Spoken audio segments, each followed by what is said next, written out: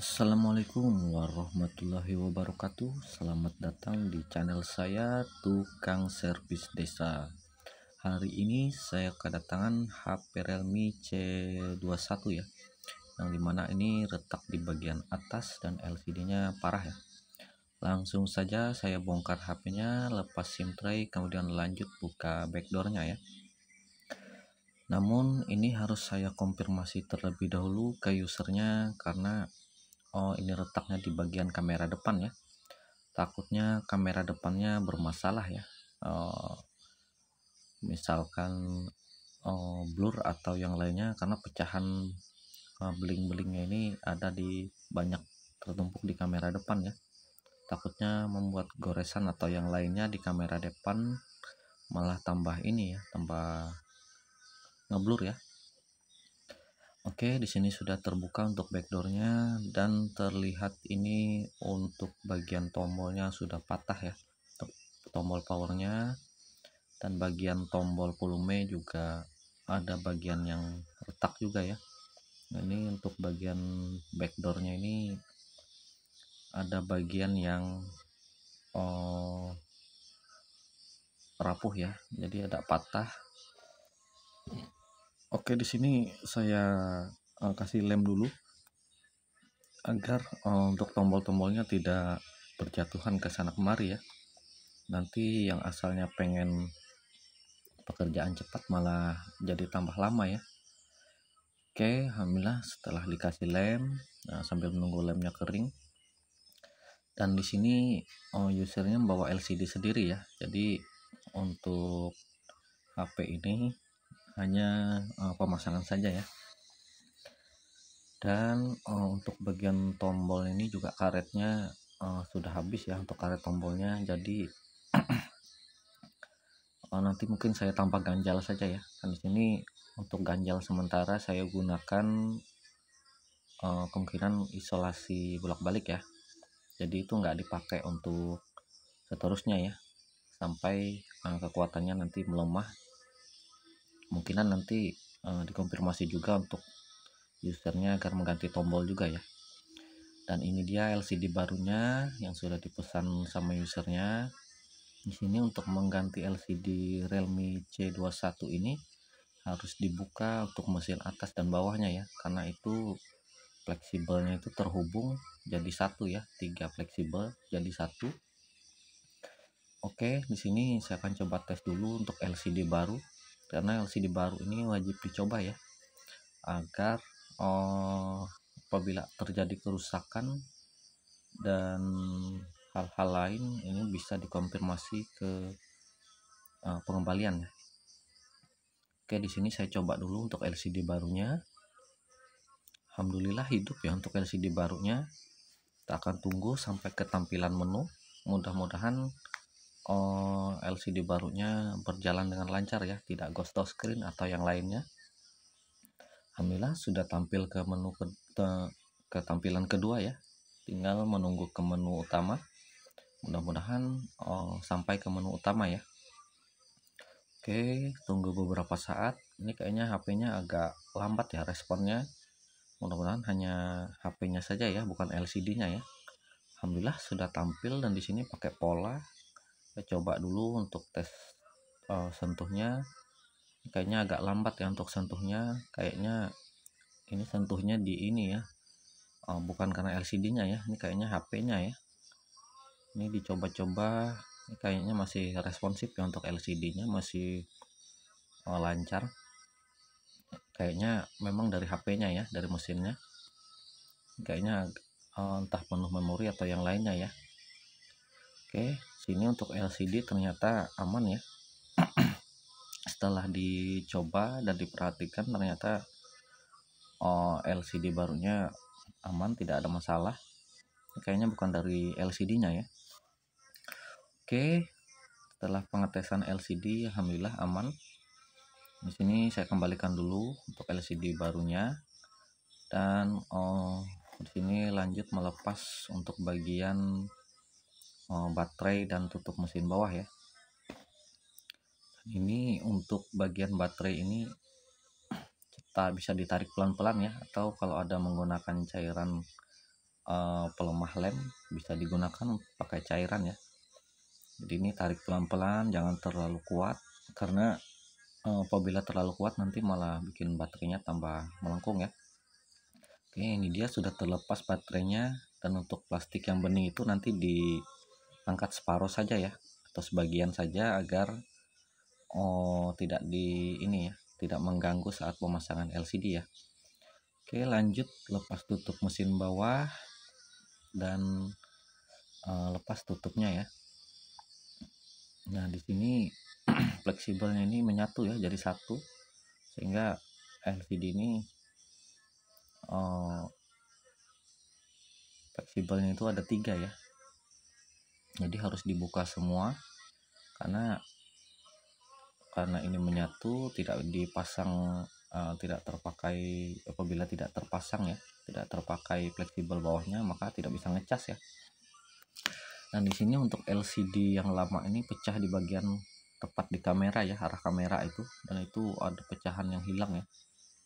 Nah, itu mudah-mudahan kameranya tidak bermasalah ya, mudah-mudahan kameranya aman. Lalu ini mesinnya copot ya, sini saya tambah dulu untuk bautnya agar tidak lepas ya. Oke, pasang dulu baut penahan untuk mesin ya. Dan ini untuk bagian kamera ini, wah ini kayaknya lumayan parah ya, mudah-mudahan tidak ada masalah ya, namun ini harus dikonfirmasi dulu ke usernya. Lanjut membersihkan frame LCD nya, dan wah ini di bagian dalamnya juga agak ini ya, nanti kalau misalkan bagian dalamnya itu mengganggu, nanti dicopot saja ya. Ini nggak apa-apa kalau dicopot, dan dipasang juga nggak apa-apa ya. Tapi apabila mengganggu malah membuat bagian LCD nya terangkat, itu nggak apa-apa dilepas ya. Namun itu harus dikonfirmasi juga ya untuk bagian-bagian dalamnya. Lanjut membersihkan framenya, dan mudah-mudahan pemasangannya berjalan dengan lancar ya. Oke, setelah pembersihan frame LCD-nya, lanjut ke pembersihan di bagian LCD baru ya. Bukan pembersihan ya, melepas bagian-bagian yang tertempel di LCD baru ya, seperti plastik yang di belakang fleksibel itu, plastik kamera, dan yang lainnya ya.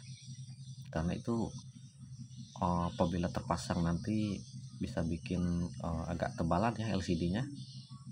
Oke, di sini semua plastiknya atau segalnya juga saya lepas semua ya, sambil merapikan. Dan di sini saya presisikan dulu sebelum dilem, saya coba dulu ya. Oke, alhamdulillah ternyata bagian atas ini terganjal ya, kayaknya lipatan bagian pelapis yang di dalam itu ya. Jadi di sini untuk lapisan itu saya lepas ya, agar tidak mengganggu dan membuat LCD-nya terangkat ya. Nanti saat pengeleman itu malah terangkat ya. Oke, di sini saya lepas dulu untuk bagian lapisan itu. Saya akan coba lagi. Dan ini untuk LCD baru ini agak tebalan sedikit ya daripada LCD yang lama. Nah, ini memang bukan yang ini ya, yang sama seperti ori. Jadi karena agak tebalan sedikit, untuk bagian lapisan itu saya lepas.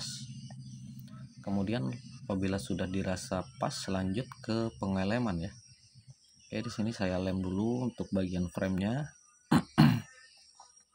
dan usahakan lemnya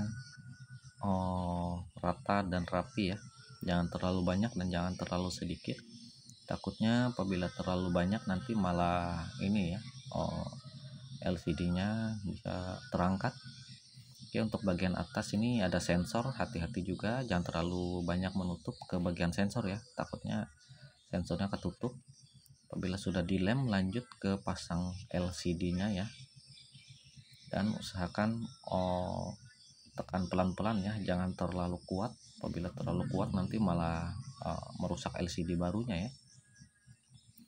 Lanjut ke pemasangan bagian konektornya. Apabila dirasa pas, kemudian lanjut merapikan, dan lipatannya dipastikan